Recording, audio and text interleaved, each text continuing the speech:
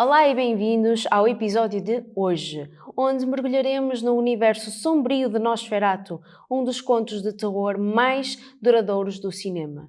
Embora amplamente celebrado, Nosferatu é uma adaptação não autorizada de Drácula de Bram Stoker. Hoje vamos explorar o clássico mundo de 1922, realizado por Murnau, uma obra que esteve à beira do desaparecimento. Atravessar também aqui o remake atmosférico de Herzog, em 1979, e chegar à mais recente adaptação de Robert Eggers. Ao longo de um século, esta história conseguiu transcender as suas origens e consolidar-se como uma lenda no cinema. Por isso, aconcheguem-se, agarrem nas pipocas e preparem-se para mergulhar connosco nesta história descaradamente plagiada que, de alguma forma, conseguiu conquistar o coração de muitos. O meu não conseguiu, mas conseguiu de muitos, é verdade.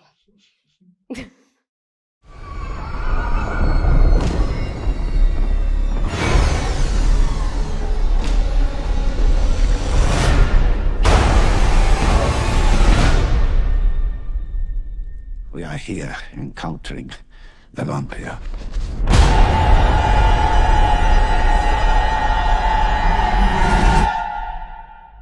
Nosferatu.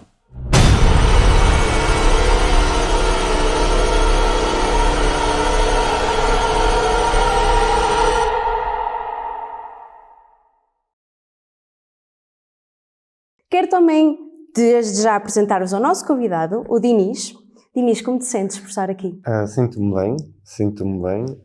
Parece que já vou ser a pessoa que vai estar um bocadinho contra as ideias que vocês tiveram do filme, mas eu estou pronto para defendê-lo, sem problema nenhum. Isto pode dar sangue hoje. Isto pode dar sangue. Eu quero começar aqui com uma questão.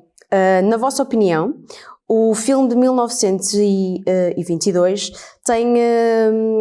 é marcante, portanto, em comparação a qualquer outro filme de terror da época. Porque é que acham que esta afirmação é dita? Que ele é tão marcante, ou foi tão marcante para o mundo do terror, no filme, neste caso? O de 22? O de 22. Eu acho que foi das primeiras vezes, ou foi a primeira vez que nós tivemos realmente tipo um monstro de terror. Ele não estava incrivelmente caracterizado, não é? Não tínhamos agora os monstros que nós conseguimos fazer hoje em dia com a nossa maquilhagem ou com o nosso CGI. Conseguimos criar criaturas muito grotescas, mas foi o suficiente para criar e para dar a ideia do monstro. Eu acho que essa ideia do monstro, do perto do humano suficiente, mas ultrapassando aquele efeito do outro, o cabelo rapado, as orelhas pontiagudas, o mesmo fato, os dentes, a maquilhagem debaixo dos olhos, dar aquele aspecto que, por muito sobre-humano que fosse, conseguia-nos ainda fazer ver-nos a nós, nele, e portanto, essa ideia do perto o suficiente, mas longe o suficiente, cria-nos a nós uma sensação de desconforto. E eu sinto que foi um dos pontos mais fortes para a personagem inicial do filme ser tão temida. Isso também, e a ideia da sombra. A ideia da sombra como algo a temer, digamos. Exatamente, assim. Algo como a presença da pessoa mesmo sem a presença dela. A sua sombra é uma representação dela e ela pode estar lá, a sombra da pessoa, mesmo sem a presença física da pessoa. Então, essa ideia verdadeiramente da atmosfera, ou do ser perseguido, ou do estar a ser vigiado, a ideia da sombra acho que é fantástica. A ideia mais fácil, se calhar até a forma mais fácil que nós temos de transmitir, essa ideia do presente, mas não presente. A minha sombra, mas não eu. E vocês concordam? Adoro respirar fundo, tem calma. Começa porque estamos a falar de um filme que foi feito há mais de um século. Exato. E, portanto, imaginarmos desde logo o que é fazer um filme que resulte como filme de terror, sendo mudo, sendo a preto e branco, estando o cinema basicamente no seu início, acho que é absolutamente brilhante. E sem isto que o Denis diz, por exemplo, do uso da sombra, é um conceito que para nós agora, pronto, já vimos centenas de filmes que o usam, não é? Mas que surge ali. Portanto, são ideias verdadeiramente revolucionadoras naquela altura. E tão boas que acabam por marcar basicamente todo o desenvolvimento daquilo que são os filmes de terror daí para a frente. Portanto, sim, acho que de facto é absolutamente um marco naquele tipo de cinema, no cinema de terror. E tu, Daniel, estás muito calado.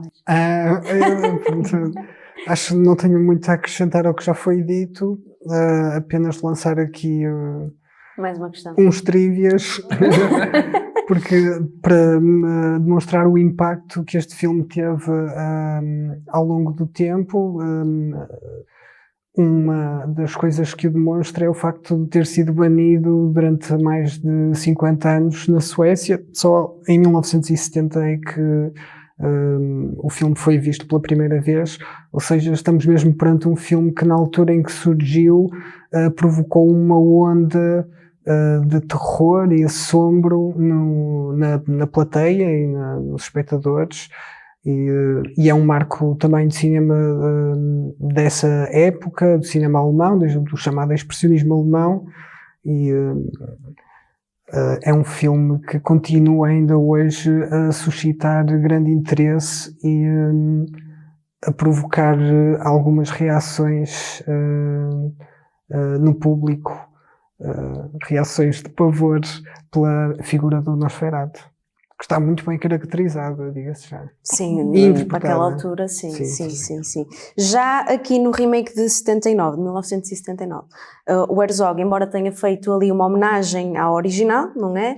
E mudando algumas situações que aos olhos dele parecessem melhor para aquela época, ele acabou por usar também som e cores de maneiras inovadoras. Não é? O outro é mudo, não é? Portanto, aqui, claro que ia ser um bocado inovador comparativamente com o primeiro. Na vossa opinião, quais foram as cenas que vos destacaram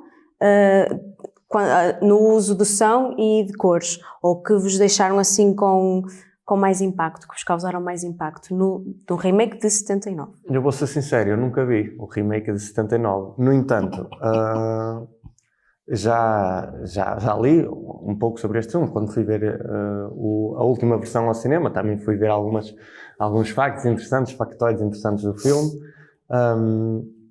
Um deles, por exemplo, é que o filme não foi feito para sobreviver até hoje. Se as coisas tivessem corrido como a história ditava, ele não teria sobrevivido até hoje, porque, tal como foi dito pela Beatriz no início do programa, ele foi uma adaptação do Drácula, do Bram Stoker, e, portanto, na altura, quando o filme saiu, ainda estava ao abrigo das leis do direito de autor, e, portanto, quando o primeiro, falar do original, Nosferatu original, não o remake de 79, quando o filme foi criado, teve que ser readaptado, porque o nome inicial da personagem era Drácula, e, como é óbvio, não estava ao abrigo dos direitos de autor originais do livro, e, portanto, foi depois, posteriormente, mandado ser destruído, porque tinha realmente violado esses direitos de autor, e houve alguém que o salvou. Tendo salvado esse filme, o filme depois tornou-se, como é óbvio, um filme de culto, evoluiu, e a ideia engraçada que eu trago é que, apesar da cor e do som terem, de certa forma, eu já vi excertos do filme e realmente... E há vários memes com... Exatamente. A verdade é que, na altura, a cor e o som trouxeram, de certa forma, um remix à história, mas que não a transformou. Ou seja, o objetivo era, de certa forma, contar... Eu senti que o objetivo foi contar a mesma história, agora com mais tecnologia, e não necessariamente reinventar a história com novos meios. Se percebem o que é que eu estou a dizer, nós podemos fazer um teatro e adaptá-lo para a televisão e ainda lhe dar a ideia do teatro e não tirar a sua essência. E podemos pegar na mesma peça e reinventá-la para a televisão, contar a mesma história, mas sobre outro meio. E foi isso um bocado que eu senti, que não trouxe...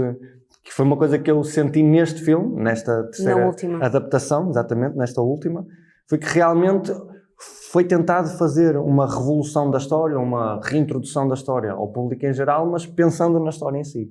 Já não conseguimos usar muitos shots e conseguimos usar muita tecnologia que não havia na altura, mas não é isso que vai trazer um novo olhar ao filme, não vai ser isso que vai reinventar o filme. Foi um bocadinho isso que eu senti, que esta adaptação última, que a de 79 não teve, mas que esta conseguiu ir à volta, mantendo os temas do filme, ir à volta sem necessitar de se destacar apenas pela tecnologia, pelo acesso a tecnologias diferentes.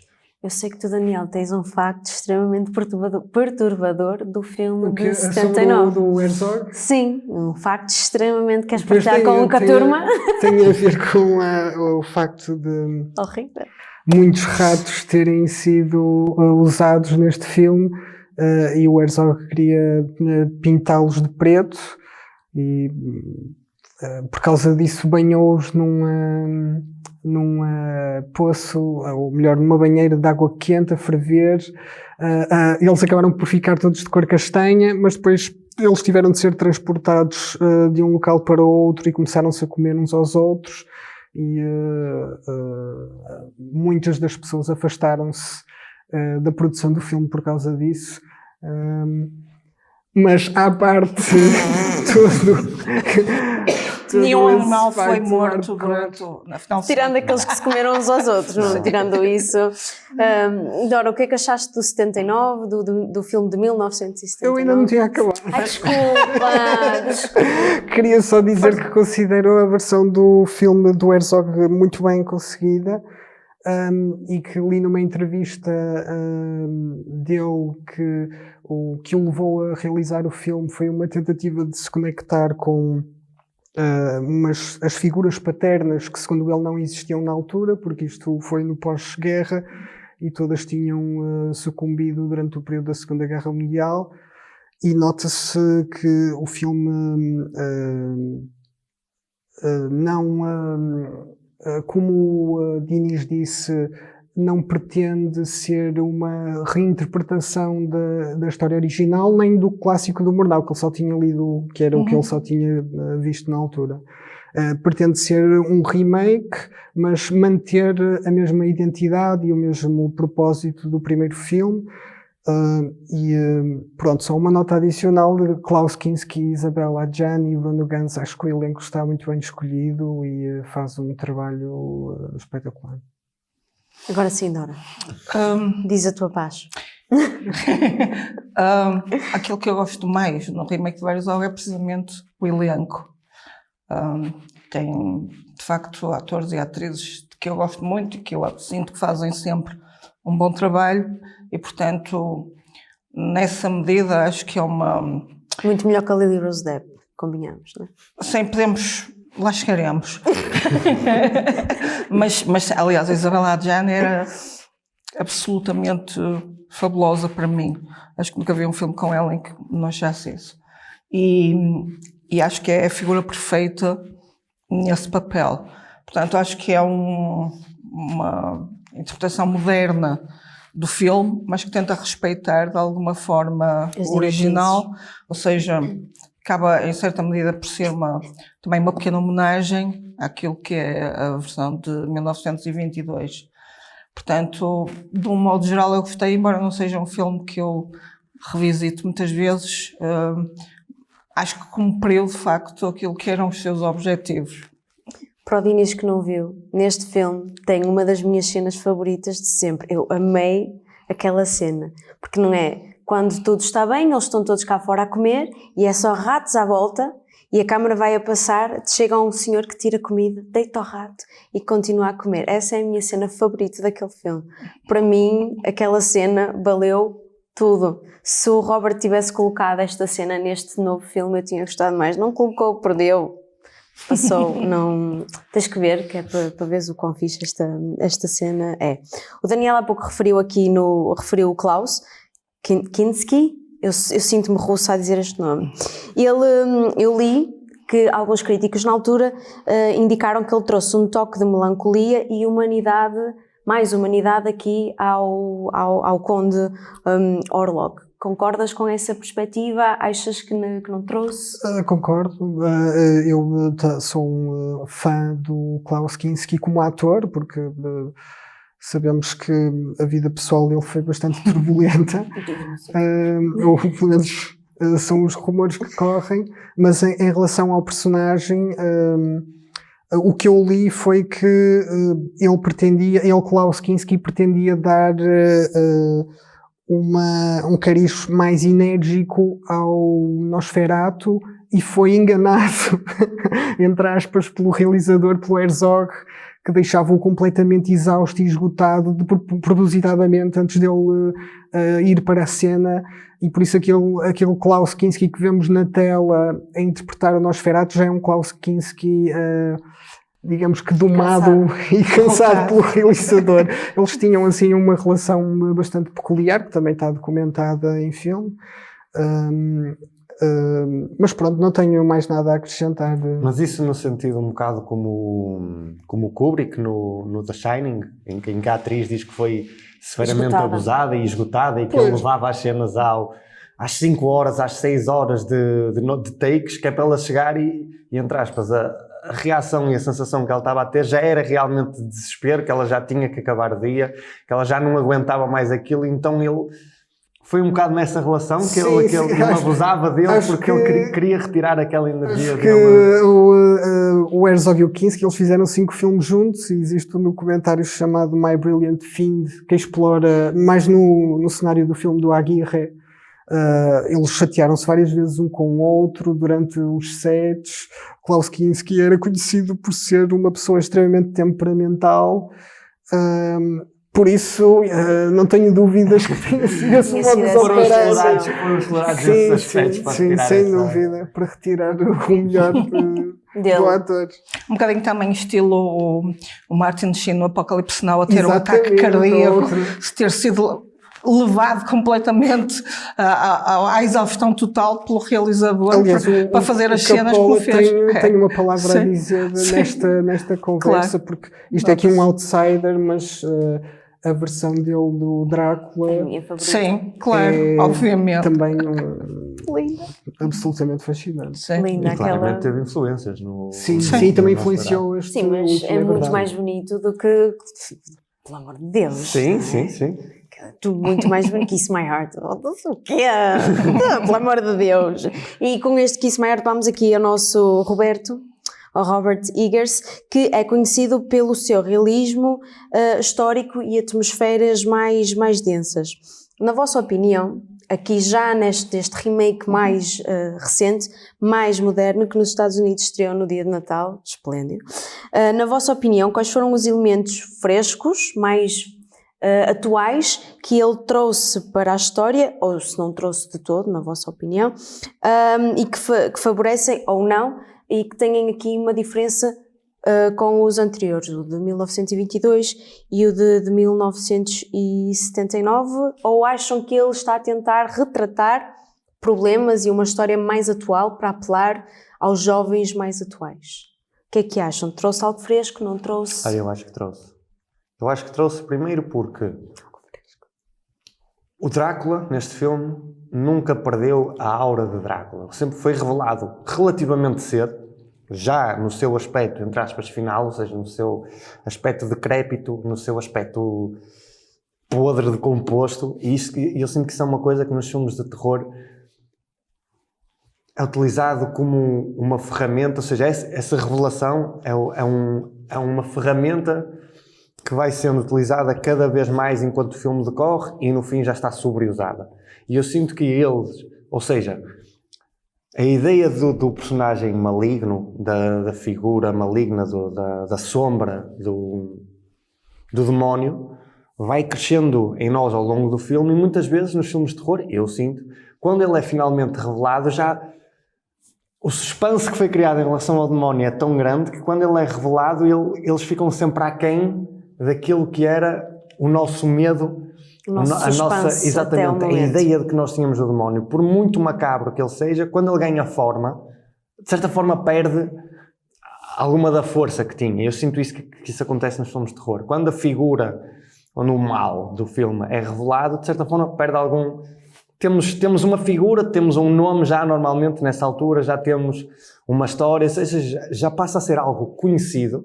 A figura desconhecida e a figura maligna passa a ser algo conhecido e, portanto, por muito mau que seja, é menos mau do que era no início do filme. Esse conhecimento dá-nos algum alívio. Ou seja, em relação achas que à figura. Foi humanizado? Sim, não só foi humanizado, mas não perdeu a aura maligna. Eu acho que o facto de ele falar e ter tanto contacto com ela, o facto de ele falar com ela não o fez perder essa aura dele, o facto do corpo dele ter sido revelado ou não ter havido nenhuma transformação ao longo do filme, eu evoco por aqui o Bram Stoker, ele tem várias cenas do filme em que nós claramente conseguimos perceber, iconicamente, pela imagem dele, que ele é mau. E depois existem outras imagens do filme em que ele está vestido como um jovem, com cabelo grande, magnífico, lindíssimo, não é? Então nós ganhamos aquela dualidade do, ok, eu consigo perceber porque é que a mulher, ou neste caso a atriz, ficaria apaixonada por ele. Depois ela será enganada, não é? Quando ele revelar a sua verdadeira forma, ela será enganada. Mas neste filme não tivemos essa dualidade. Ele, desde o início, que é apresentado sempre da mesma forma. E então, o facto de o filme ter conseguido vender que ela tinha atração por ele, ou que havia ali algum tipo de amicabilidade entre ela e ele, mesmo ele nunca tendo sido suavizado, ele tendo sido apresentado sempre na sua forma mais decrépita, isso de certa forma trouxe-me algo que nos filmes do Drácula eu nunca tinha conseguido ver. Nós tínhamos sempre que amansar, entre aspas, o Drácula, tínhamos que sempre que torná-lo mais fofo, mais apetecível, mais bonito, para conseguir ser vendida a história de amor entre ele e ela. E eu sinto que este foi o primeiro filme em que ele não foi preciso haver nenhum tipo de suavização da personagem, iconicamente, da voz, da forma como ele fala, o facto de ele dizer que não a ama, tudo. Todos os aspectos negativos dele continuaram-se e, no entanto, a atração dela por ele, se calhar a ideia do amor, a ideia da dualidade, conseguiu-me ser vendida sem eu achar que, pronto, é um filme de terror, ela tem que gostar do mauzinho. Não, eu consegui perceber, ou a minha sensação que me deu foi que realmente os sentimentos estavam lá. Isso ter sido conseguido com a imagem decrépita dele, acho que trouxe uma novidade muito gira. Pronto, eu discordo profundamente. Eu já sabia, ela estava aqui. Ela vai arrasá-la. Não, porque precisamente uma das coisas que me agrada no Drácula, e não consigo deixar de puxar esse filme, até porque há ali colagens óbvias, inclusive alguns planos neste novo filme. Concordo. Em que eu parece que estou a ver o Drácula e falas. Por exemplo, estou-me a lembrar da cena do caixão a ir para o seu destino, não é? Podias ter tirado as mesmas cenas do filme do Drácula e colado ali, que era rigorosamente a mesma coisa, tinham poupado dinheiro, mas uma das coisas que a mim, em termos de espectadora, me agrada é precisamente o conflito moral, se assim quiseres, que eu sinto quando não quero de todo simpatizar com o Drácula, mas há uma parte de mim que não deixa de simpatizar com ele. Exato, de empatizar e de sentir quase que algum carinho por uma figura que ao mesmo tempo é profundamente repugnante. E portanto acho que mais comigo internamente em termos daquilo que eu sinto ao ver o filme, enquanto que neste cria-se em mim um detachment, ajuda-me, um distanciamento exato, imediato em relação ao Nosferatu, não é? Pronto, é mesmo, chega para lá, não é? Portanto, causa-me menos com os meus botões nesse aspecto. Mas olha, então, se não te importas que eu te pergunte, tu sentiste então mais repugnância ao longo do filme quanto mais ela se aproximava dele? Sentias cada vez que... Sim.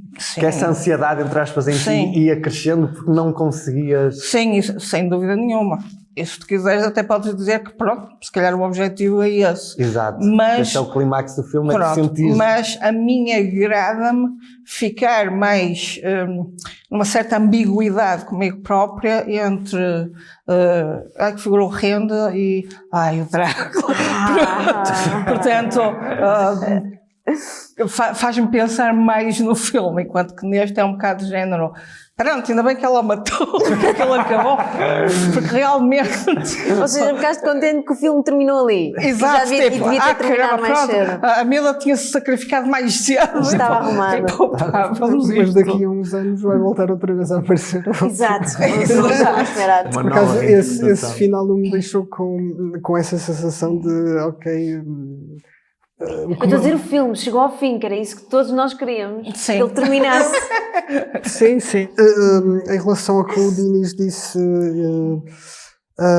sobre aquilo, ou melhor, em relação à tua pergunta sobre o que há de fresco neste, eu consigo destacar algo que não encontro nos outros filmes, que é a voz do ator que interpreta Mas isso, o Bill é Nosferatu. um completo camaleão. Aquele homem, eu não sei não dizer o via nome outro. dele, Bill Skarsgård. Skarsgård. Skarsgård. Eu A não voz vejo é outro ator realmente neste papel, atenção. grave e Sim. consegue, predomina sobre todo o ambiente que o Robert cria no filme. Um casamento perfeito, sim, a voz dele. Mas por outro lado, em relação à parte de um possível amor entre as personagens, aí já Eu não fiquei com esse, também já não discordo. consigo, Não, já não consigo. não. No Drácula concordo que haja ali amor entre eles. Neste eu fiquei com a sensação que ela estava um bocadinho, estou aborrecida, vou evocar um mal.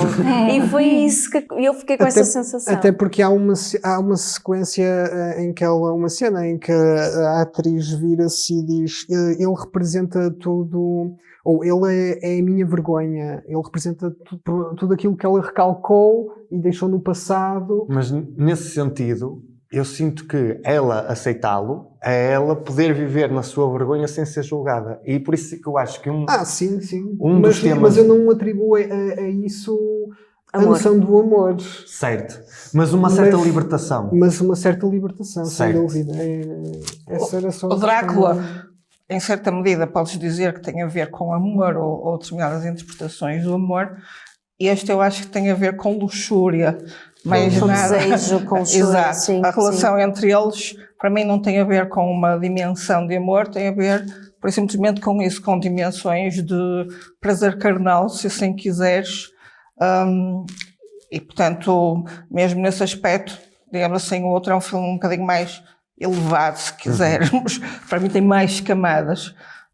Eu fiz a ligação neste aqui, foi à questão da emancipação da mulher, porque ela, Sim. durante o filme, existem uma série de cenas em que ela é, entre aspas, possuída, só que ela é possuída, mas os momentos em que ela é possuída são sempre num jogo entre a emancipação da mulher e o seu lugar na sociedade e o facto de que ela queira dizer as coisas e, entre aspas, o facto de ser possuída permitir-lhe fazer isso. Eu estava a trazer neste momento Sim. a cena, por exemplo, quando ela é expulsa de casa do amigo, quando a mulher dele morre e ele diz que já não quer mais a companhia deles, e nós vemos naquele momento ela a ser simpática, mas a tentar, de certa forma, debater contra ele, debater com o amigo a situação em que eles estão, como é que irão proceder. E quando ele, entre aspas, interpreta aquela posição de que não, calma, mas eu sou um homem, eu deito de comer e de cama, eu sou, entre aspas, o amo, eu sou o dono dos meus criados, da casa onde tu estiveste, da comida que tu consumiste, ou seja, eu, enquanto o teu marido esteve fora, fui a pessoa responsável por ti. E nós podemos ver nela um ato de rebelia em que ela fala mal para ele, de certa forma diz-lhe que ele aprendeu na cama, segurou-a na cama, que os tratamentos dela Não resultaram. que ela estava sempre com éter, não é? Ser, de certa forma, posta num canto, Ela estava em drogas, a ser controlada, exatamente. basicamente, sim. Os momentos em que o doutor a examinou, por exemplo, houve um momento em que ele pergunta, mas está tudo bem, nós podemos usar éter com ela? E reparem que o que ele diz é, não, está tudo bem porque isto vai relaxar-lhe o corpo e não lhe vai fazer mal ao útero, como se isso fosse alguma coisa importante. Ela está a morrer, mas o que eles querem saber é, não, temos que tratar muito bem do útero desta criatura aqui, porque é uma coisa importante. Ou seja, esse aspecto de a colocação da mulher sempre numa certa posição, a dualidade mesmo entre ela e a amiga dela, a posição que a amiga dela tinha, temente de Deus, servente de marido, servente de Deus, e é um bocado a posição que ela tinha de que contrariava as ideias do marido, pedia-lhe para ele não ir fazer a venda da casa, pedia-lhe para ele ficar, dizia que não queria subir, entre aspas, de posição social. Ou seja, tínhamos todas estas personagens a jogar com posição social, dinheiro, o lugar do homem e da mulher na sociedade, o dever ou não de cada um deles, e ela parecia ser a única que estava numa época um bocado mais próxima da nossa, que não tinha tanto esses apegos de casa, de carreira, de família, e portanto, de certa forma, uma mulher mais moderna, assim, não dizendo que a mulher moderna não tem essas ansiedades ou esses desejos, mas que não está tão apegada e não depende tanto disso para se formar ou ser uma pessoa que está bem dentro da sociedade.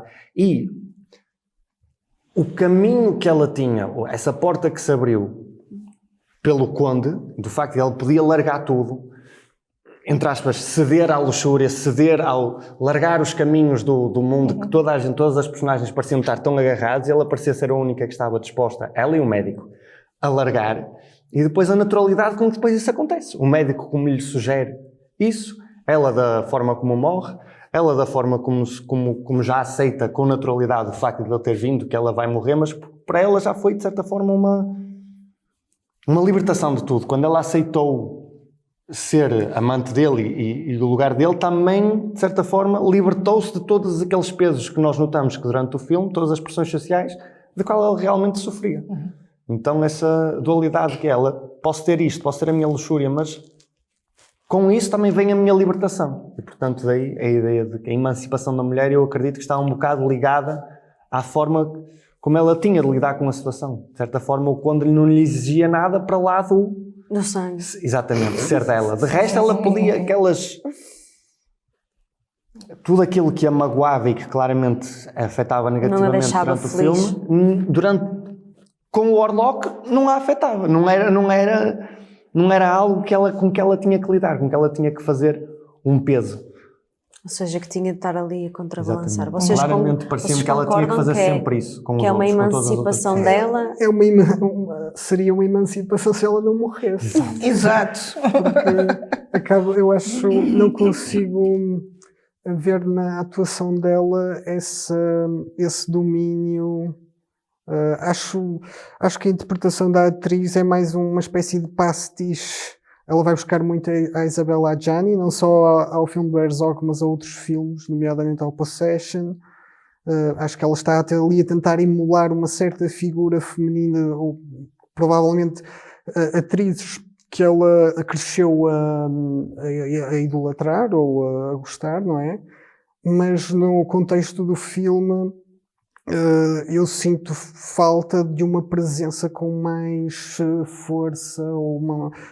De facto, existem todas essas expressões que falaste que estão constantemente a oprimi-la e a reprimir tudo nela, e daí se calhar o casting de uma figura tão franzina. Quando ela passava por essas sessões em que o demónio de certa forma se apoderava dela, eu achei engraçado porque havia ali um momento nas falas dela em que nós não sabíamos se era realmente ela a falar para as pessoas ou se ela estava a ser possuída. Em que degrau é que estão o sofrimento dela e o que ela queria expressar e deitar cá para fora e todas as coisas que claramente ela estava ali a segurar e que tinha que manter a postura, ou de quais daquelas falas é que eram do demónio, de certa forma, a tentar provocar todas as outras personagens. Sim, essa leitura faz mais sentido. Onde é que está, entre aspas, a ponte entre o que é que ela estava realmente a dizer e o que é que estava a ser dito por ele? Qual das partes é que eram realmente sentidas por ela? A vergonha, era ele que estava a introduzir ou era ela que sentia? Ele estava-se a apoderar de coisas que ela já queria dizer ou era ele que estava a falar por ela? Essas falas, e nos momentos que ela era possuída, eu achei engraçado tentar fazer um corte do que era ela ou do que era ele, e às vezes não conseguia. Achei engraçado. Não conseguias separar. Exatamente. Quem era ela. Esqueci-me o nome dela, do Conde. Exatamente. Se era o Conde que estava realmente... Existem cenas, não é? Que ela está... os olhos a serem revirados, o corpo dela a contrair. Isso aí é claramente ele, não é? Mas as falas, o que ela diz, parece-me que é ela. Então é que este conjunto de... É isso, parece que ela está a revelar, entre aspas, a segunda face dela, e essa é a segunda face dela, que gosta dele, que não quer na realidade ter a vida perfeitinha, e ela, parece-me que aconteceu isso durante o filme, ela tem que lidar com estas duas personalidades dela, estas duas faces dela, e no fim é obrigada a escolher uma, mas eu fiquei com a sensação de se calhar era isso que ela queria, desde o início. Eu só que achei ela não foi convencida, que ela simplesmente... apanhou-se numa situação em que aconteceu como eu queria, e de certa forma libertou-se da culpa, libertou-se de... Eu só acho que este filme é um crossover entre o Drácula e o Exorcista. A sensação que eu fiquei foi, um crossover entre A Quiet Place Day One, o Exorcista e o Drácula, com o gato e tal. Por favor, não estragues o A Quiet Place Day One. Não vou estragar, mas como envolve. Nós já chegamos aqui à parte de atuações, não é? Que acho que é unânime que não gostamos da atuação da Lily Rose Depp, né? Nada contra a rapariga, não é? Talvez se não tivesse visto os filmes Os que vi anteriores. Pois, mas tendo essa bagagem já e vendo este filme, acaba por não chega ao mesmo patamar, ou pelo menos comigo não teve o mesmo impacto. Para mim, pessoalmente, a única coisa verdadeiramente aterrorizadora do filme é a interpretação histriónica e cabotina da Lily Rose Depp, da qual eu nunca mais me vou esquecer e que me vai fazer evitar filmes com ela durante bastante tempo. Pronto, tirando isso, eu acho que quando 3 pessoas de idades diferentes vão ver um filme à 1h,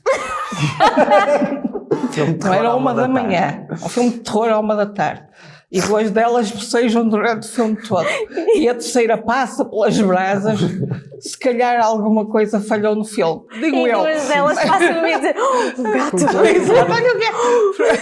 Portanto, se calhar não cumpre muito bem a função de filme de terror, para além de que o filme não é particularmente comprido, se não estou em erro, anda ali à volta de 1h30, sim. E eu já há muito tempo que não me lembrava de estar num filme com essa duração a pensar, quando é que isto acaba? Tenho que ir às compras e coisas desse género. Portanto, não, para mim falha em muitos aspectos. Sem algumas cenas de que eu gosto em termos do modo como são filmadas, aproveitamento também de luz e da imagem em si. Uma coisa que eu apreciei particularmente foi que em 90% dos filmes que têm planos muito escuros, tu não vês patavina, apetece-te acender uma lanterna e entrar dentro do ecrã, e neste isso não acontecia.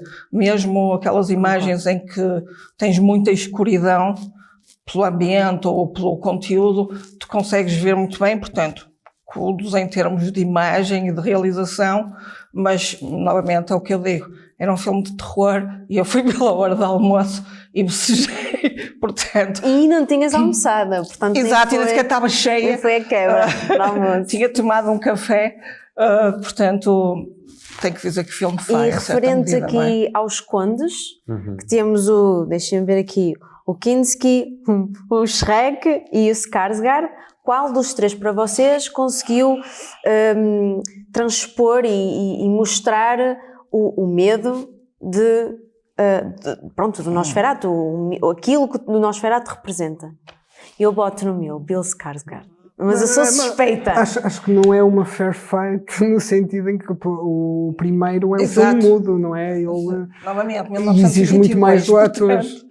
Mas acho que acaba por se complementar, porque o que falta no primeiro, que é a voz, surge em grande plano, sim, no terceiro. E o segundo dá uma toada muito mais melancólica, e um pouco até perversa em relação aos outros 2. Pessoalmente, se calhar, eu votava no Kinski, porque acho que ele próprio, com a sua interpretação, traduz muito daquilo que tu pretendes naquela figura, não é? Enquanto que no terceiro, sim, eu até gosto do Bill Skarsgård, mas depois, e acho que a voz dele é espetacular. Para mim ele esteve espetacular. Mas depois, em termos de caracterização, há coisas ali que me irritam um bocado. O bigode. Ok, o bigode. Eu estava à espera que alguém referisse o bigode. É que me impedem, se calhar funcionam contra ele, não é? Enquanto ator. Eu... no trailer, do ponto de vista de maquilhadora, eu entendo o bigode. Eu já tinha falado isso com vocês porque, principalmente de perfil, se nós formos a ver a prostética dele, o nariz dele desce. Ou seja, ia ficar aqui um espaço entre o nariz e o lábio superior. Não seria natural. Não seria natural e seria extremamente estranho, e acredito que para ele, para falar, como a prostética, não seja simples. Eles tinham de fazer como fizeram no caso do Voldemort, que meteram os 2 pontinhos para fazer aquilo plano. E acredito que não fosse essa a intenção do Robert e da equipa, ter 2 pontinhos, né, na cara do rapaz quando ele está de prostética de cima abaixo. O bigode ali, acredito que fosse para facilitar ele falar e para cobrir aquele espaço. Mas se eu concordo com o bigode, não, porque me remete ao Drácula e eu prefiro o Drácula. Exato. Mas eu sou grande fã do Bill Skarsgård, portanto... Sim, pronto, o que eu Sim. estou a dizer é, na minha opinião, Mas sim, o bigode funciona é contra ele as opções em termos de caracterização da figura, não é? Eu até estava a pensar se por acaso ele entrava numa série de alguns anos chamada True Blood, que não sei se vocês conhecem. Não é ele, é o irmão. É o irmão, É o exato. irmão. Linda, eu tinha uma crush nesse homem. Exato. E lá está, o True Blood conseguia de facto ser assustador e não tinha esses excessos de maquilhagem que tu eu acho tens que existe aqui. no Exato. Skarsgård Aqui bebê, sim. que acho que ainda há outro mais novo. Não interessa. São 3 irmãos. Mas pronto, São 3? Ok, então ele é o Isso. bebezinho. portanto, acho que sim, acho que se calhar Tiravas a o culpa bigode. não é do Bill Skarsgård, mas Eu queria fazer aqui uma derivação que, em relação a estes 3 Nosferatos, queria dizer que nós temos um Nosferatu português. Temos o nosso... Nós temos um Nosferatu português que a própria fisionomia, ou pelo menos os amigos chegados, era encarada como, chamavam-lhe o Nosferatu, que é um grande realizador, o João César Monteiro, e que no filme das Recordações da Casa Amarela aparece no final como Nosferatu, porque sempre foi uma figura também que marcou o cinema dele. E queria só deixar esta nota que nós temos o nosso Nosferatu. Nós não precisamos Então, de mais todos, nenhum. incluindo o português, qual é que Eu escolhi o português. Muito bom. Quero fazer só mais uma questão, antes de passarmos à votação, que do nosso lado vai ser unânime, não é? O que é que vocês acham que o Nosferatu, o filme, não a personagem em si, também a personagem, a figura em si, diz sobre o medo e a ansiedade da população das épocas em que eles foram feitos, de há um século atrás, ou de 79 e agora? Ok, lá está. Eu, por exemplo, Pergunta a ideia- assim, a ideia da plague, não é? A ideia da praga Epidemia. não é tão... Assim, nós passamos por uma em 2020, não é? Mas eu Exato. senti que um bocado... Toda a gente ficou um bocadinho desensibilizada a isso. Eu não senti que a praga no filme fosse... Assim, matou a família de amigos dele. De certa forma, foi a forma que ele tinha de se revelar para matar as outras pessoas. Como ele foi ele que matou, mas a ideia de que tinha sido a praga não me assustou particularmente, e acredito que nos outros filmes seja a ideia da praga, da peste natural, seja algo que seja mais assustador, algo que estava sobre a cabeça, mesmo se calhar dos atores, dos realizadores, das pessoas que estavam a fazer o filme, a ideia de uma praga. Sinto que nós, já tendo ultrapassado essa ideia de uma pandemia, de uma praga, não é tão fácil, de certa forma, magoar-nos com essa ideia da praga, de algo que se espalha, de que nós somos vítimas, de que De um vai... vírus. Exatamente, e foi, portanto, mais a ideia lá está, do amor ou da necessidade que ela ia ter, que um final que nós já estávamos a prever desde o início do filme, mas que estamos sempre a tentar travar até ao fim do filme. Já na ideia de que ela ia ficar com ele ou de que ela ia acabar por ceder, parecia que algo que nós queríamos travar desde o início do filme, aquela ânsia de que vai acabar tudo bem, mesmo sabendo que não vai. Essa ideia de que, e depois, na minha opinião, o facto de ter conseguido realmente ser vendido, essa ideia de que eu mesmo na minha cabeça não conseguia travar a ideia, fazia sentido e ia acontecer daquela forma, foi o que me trouxe essa ansiedade. A ideia da praga, do rato como personificação da doença, senti que não conseguiu, apesar de ser uma parte incrivelmente importante da história, serviu apenas como uma personificação dele e não foi usado tanto como a ideia da praga em si para causar medo.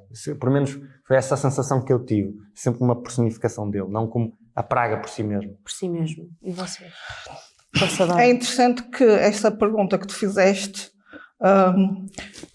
fez-me ir parar tive um ataque aqui de idiotice, percebes? Ou seja, tive uma data de ideias todas ao mesmo tempo e queria lançar o repto de pegarmos numa realizadora portuguesa e lhe pedirmos para fazer uma versão portuguesa do Nosferatu passada nos tempos modernos. Porque a minha Ai, pergunta nós é... ter a aventurinha, de certeza. Porque a minha pergunta é, porque é que temos que fazer esse filme pela terceira vez, passado na época vitoriana? Porque é que não o adaptamos? Eu li um comentário sobre isso, por Pronto. acaso. Porque é que por não acaso adaptamos li. à época Sim. moderna? Ainda por cima, quando tivemos a sorte, ou a Vamos casa, fazer chamemos isso. assim, de passar por uma pandemia nos tempos modernos. Em que é que mudava? Quer dizer, só podemos ter um Nosferatu nos Na era confins da vitoriana. Transilvânia, na época vitoriana? Não é possível compatibilizarmos a sua Bora existência começar a trabalhar nisso com os já. tempos modernos? Bora E lá. portanto, se calhar essa visão, que seria sim uma visão fresca, mas ir buscar a original, acho que podíamos trazer-nos muito mais. Eu, por acaso, li, o que a Dora referiu, li um comentário destes na Letterboxd, que já estava farto de ver filmes sobre vampiros e Nosferatu e o Sim. demónio passados em épocas anteriores à nossa e não trazerem Sim. um fresco Sim. para a época em que vivemos Mas, atualmente. por exemplo, o Twilight Então, é um como filme de vês, alta qualidade. que Mas nós podemos, o Twilight é um mundo à parte. This is a skin of a killer, Bella. Tá? Isso é um mundo à parte. Não, Twilight não é Nosferatu. Eu acho que ele não traz ansiedade ou medo. não. Ele só dividiu as miúdas da altura entre Sim. Team Jacob e Team Edward. Não trouxe ansiedade ou medo. De uma Até praia. porque, repara, as questões de fundo, como por exemplo a libertação sexual da mulher, que acaba por estar ali na base também, continua a ser profundamente atual, não é? Até porque o planeta de repente está a retroceder e vamos Exato. tirar Quando outra tu vez falaste da direitos às emancipação, mulheres eu por lembrei-me todos os disto. lados, Sim, não é? sim. E limitá-las outra vez porque elas estão a sair demasiado cá para fora, portanto tinhas imenso por onde pegar nesse conceito antigo e manter o que está na sua base, mas dar de facto uma roupagem e uma visão muito mais moderna. E tu, Daniel? O que é que sentiste? Eu O que dizem os teus olhos? Eu tenho uma opinião pessoal que tem a ver com o modo como a figura de Nosferatu, para mim, é encarada de maneira diferente consoante os diferentes estágios da nossa vida, ou consoante as nossas diferentes idades. Porque quando eu era mais novo, encarava o Nosferatu como uma personificação de tudo aquilo que eu não quero ser. E era como o Dinis é a metáfora do eu não quero chegar à velhice, tornar-me decrépito e Queremos agarrar aquilo ao exato, máximo, pôr um travão e quero sentimos- ficar jovem para sempre.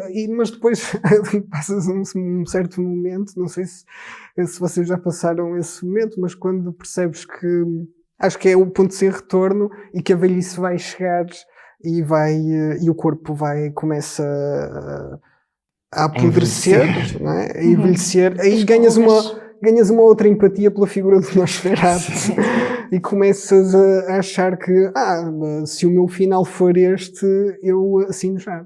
Por isso... Se eu morrer assim todo pêssego seco, eu não me importo. Não, mas se eu morrer num ato de amor ou de realização consumada com alguém que eu amo, que é o que acontece com a figura do Nosferatu, Não, neste caso é com é um final sim, feliz. mas que foi de alguma forma aprisionado contra a sua vontade ou enfeitiçado. Porque até Sim, quando sim, foi ela trocado, sim, até sim. o consentimento que ela acaba por lhe dar não é um consentimento livre, certo? É um Sim, consentimento no sentido de Sim, vou é acabar com ele e a única forma de acabar com ele é aceitar que o meu destino, pronto, também tem que morrer. É todos temos Mas que é morrer aí um que eu dia. acho que ela vai de boa vontade. É isso que Não, eu consentimento total.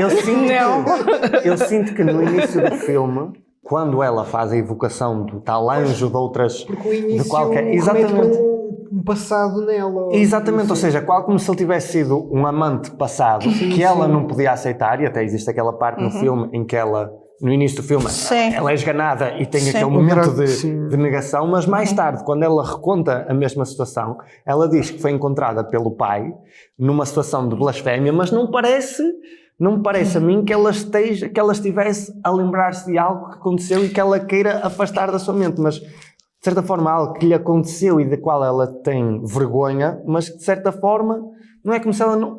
Ela tem vergonha de ter sido descoberta e de não ter podido continuar, de certa forma.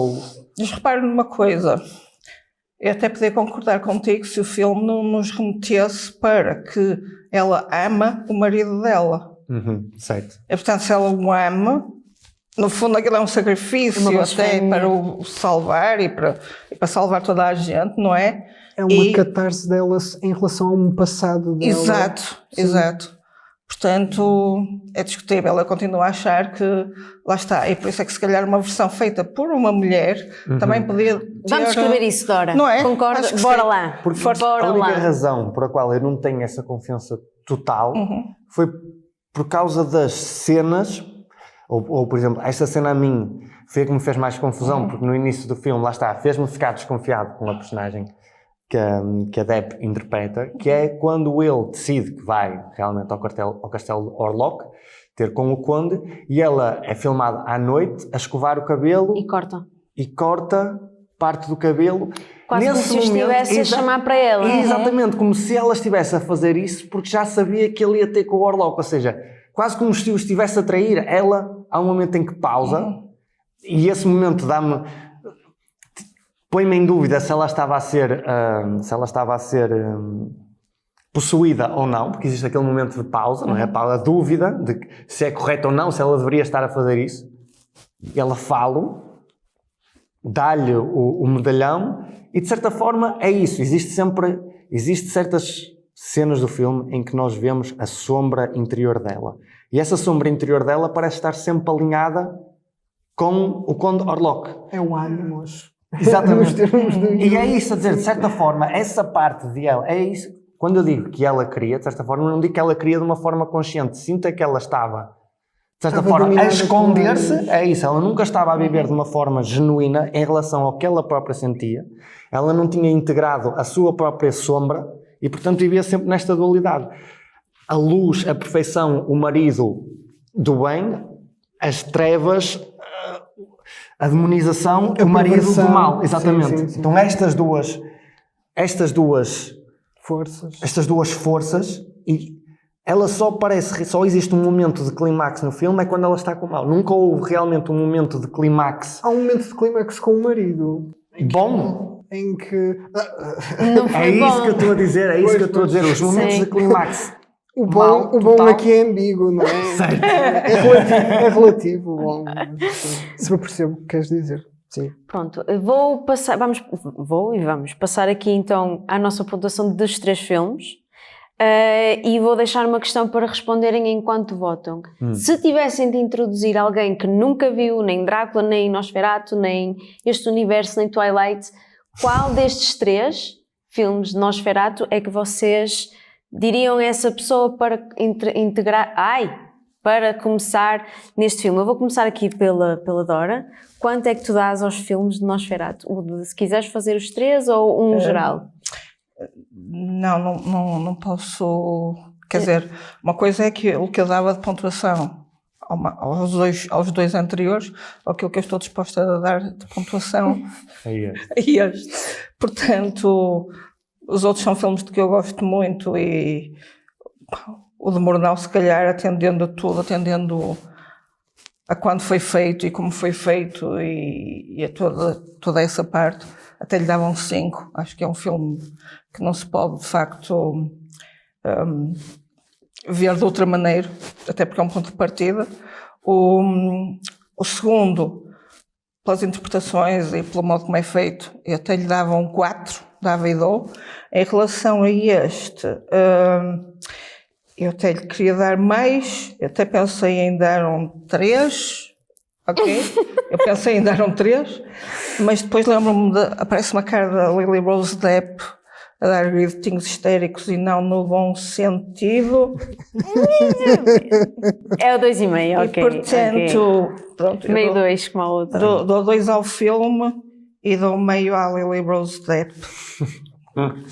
Fica ali a meio da classificação. Então, se tu tivesses de introduzir alguém neste universo, era o do Murnau que recomendarias? Sim, e recomendaria absolutamente que não vejo sem este último. Ok. Nice. Tu, Daniel? Força. Sigo mais ou menos o caminho da Dora. Também recomendaria o do Murnau, porque é o primeiro, é o que inaugura toda... Supostamente há um anterior, mas que só saiu 2 anos depois. Mas, pronto, é o primeiro de que temos acesso. Sim. Realmente teve impacto. não é? E dou um 4. Ao do Murnau, ok. Sim.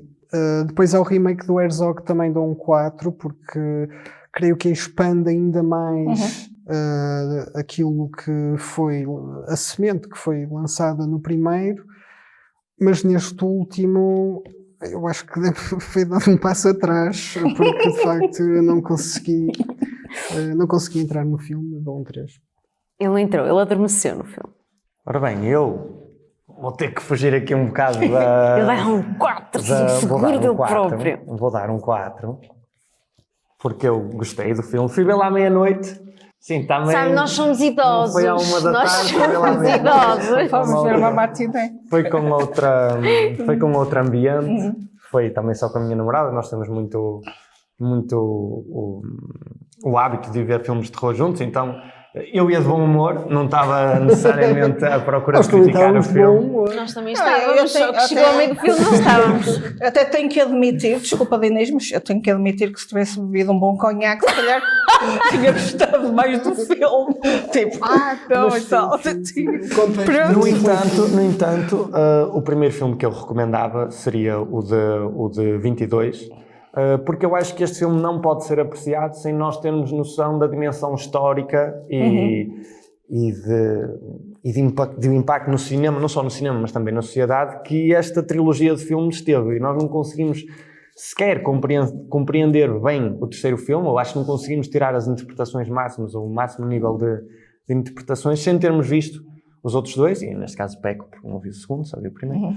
Agora já sabes, tens lá uma cena espetacular. Dos ratinhos, Dos já ratos. sei, já vou estar atento, e portanto dou um 4. Se calhar lá está, vou ver o 2 e vou pensar que, não sei se alguma vez já vos aconteceu, mas eu já, videojogos não costumo jogar seguido, ou seja, sair o 2, o 3 e o 1, normalmente as pessoas dizem o 1, depois o 2, depois o 3 e acabam com classificações diferentes do 3 para o 2 para o 1, eu vou deixar o meu 4, vou acreditar que não vai mudar. Depois, daqui a uns tempos, ver o Exatamente. 2 e portanto, muda. Se eu vir o 2 e mudar a minha opinião, pronto, já Seremos sei os que... primeiros. Eu vou ser aqui um bocado a ovelha negra, porque eu confesso, eu não consegui ver o de 1922, porque assim que entrou o chefe, pronto, dele, da agência Sim, imobiliária, eu só via o Jim Carrey em Conde Olaf deixem-me ver aqui, no Lemony Snicket, Series of Unfortunate Events. Eu não consegui ver mais o filme,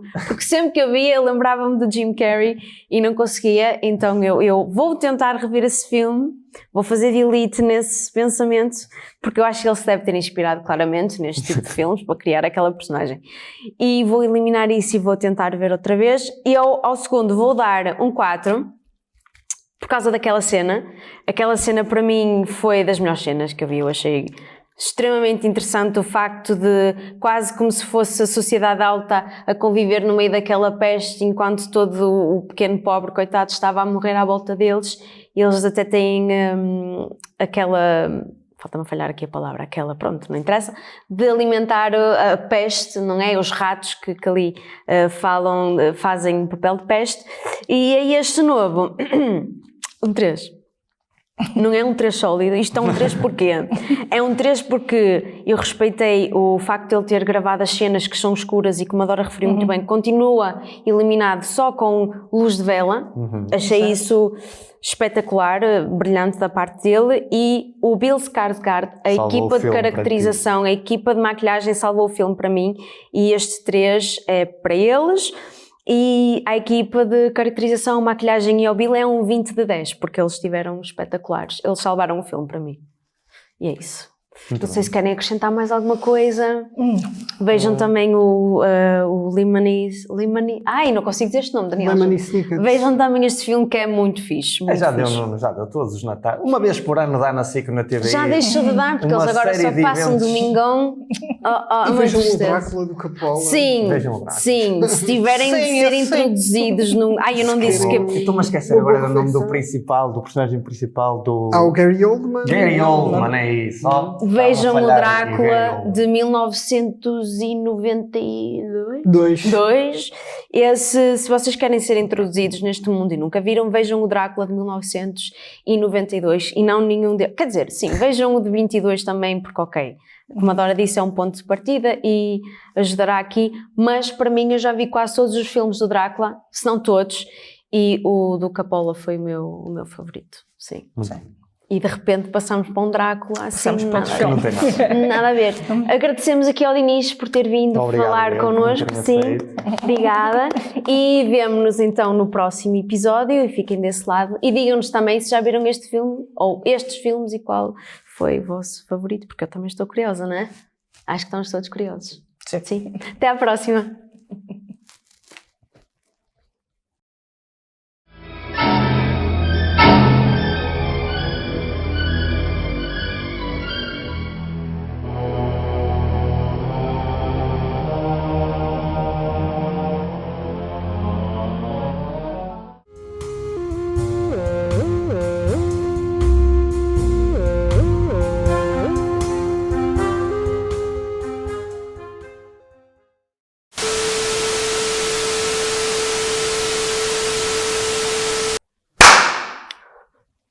Pausa para dor.